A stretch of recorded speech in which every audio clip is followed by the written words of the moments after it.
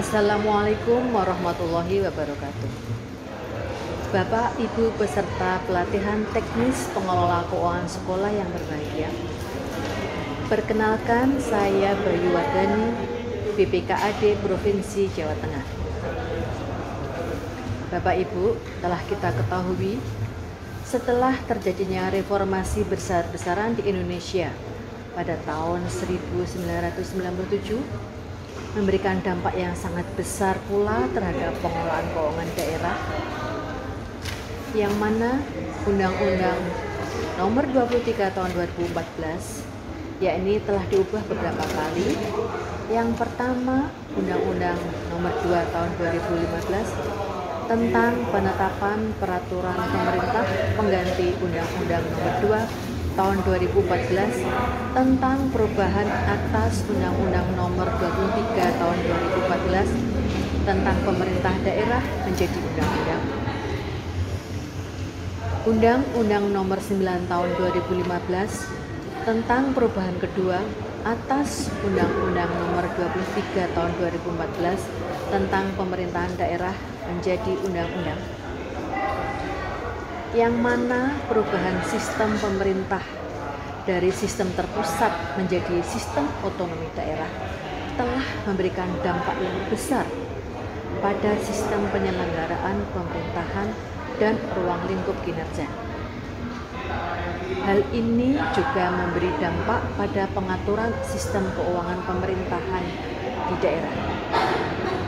Otonomi daerah menuntut pemerintah daerah untuk lebih memberikan pelayanan publik yang didasarkan asas-asas pelayanan publik yang meliputi transparansi, akuntabilitas, kondisional, partisipatif, kesamaan hak, keseimbangan hak, dan kewajiban demi terciptanya good governance.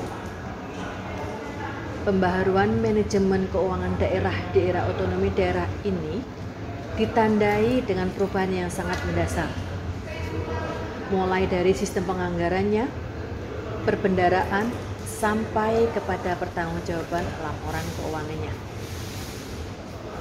Laporan keuangan pemerintah daerah itu sendiri adalah gambaran mengenai kondisi dan kinerja keuangan entitas tersebut.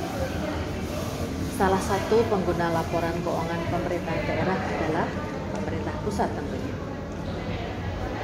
Pemerintah pusat berkepentingan dengan laporan keuangan pemerintah daerah karena pemerintah pusat telah menyerahkan sumber daya keuangan kepada daerah dalam rangka pelaksanaan otonomi daerah.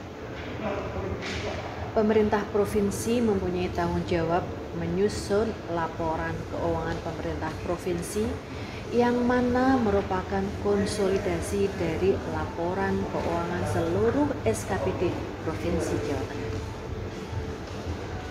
Kompilasi laporan keuangan SKPD dapat berjalan dengan optimal dan dapat menyajikan laporan keuangan yang valid serta andal jika penyampaian laporan keuangan SKPD dapat tepat waktu dan disajikan sesuai dengan ketentuan yang berlaku, dilengkapi dengan pendukung yang valid, sehingga dapat menyajikan informasi yang cukup dan berguna untuk menunjukkan transparansi dan akuntabilitas entitas laporan keuangan.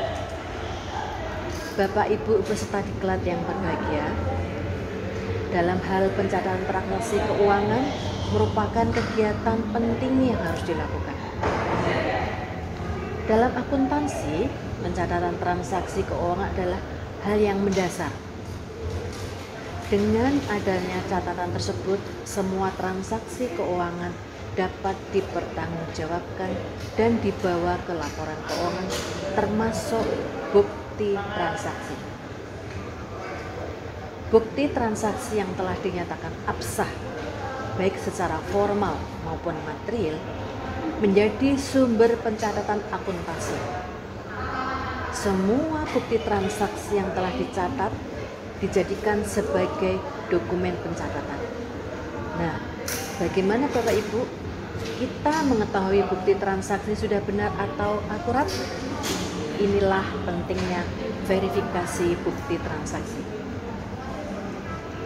Verifikasi bukti transaksi diperlukan agar mencegah dan menghindari terjadinya kesalahan dalam pencatatan, baik itu berupa kesalahan penulisan yang tidak disengaja atau bisa disengaja untuk tujuan tertentu. Analisis bukti transaksi merupakan proses penentuan akun dan pengaruhnya terhadap akun yang lain. Dalam menganalisis bukti transaksi keuangan dibutuhkan ketelitian yang tinggi. Analisis bukti transaksi bertujuan untuk memeriksa kebenaran dan keabsahan bukti transaksi dan semua informasi yang tercantum di dalamnya. Dengan adanya analisis, kita akan mengetahui kapan terjadinya transaksi, kapan jatuh tempo pembayaran, dan pengaruhnya terhadap akun yang ada. Jadi Bapak Ibu, dalam membuat laporan yang lengkap dan akurat, kita perlu memperhatikan langkah awal yang satu ini, yakni analisis bukti transaksi. Kesalahan memasukkan bukti transaksi jika tidak valid dapat merusak keabsahan dari laporan yang kita miliki, dan kita mesti membuat laporan yang baru ya. Sungguh sangat merepotkan, bukan Bapak Ibu?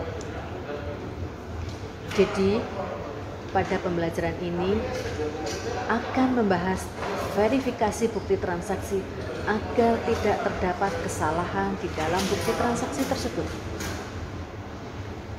Apakah verifikasi itu?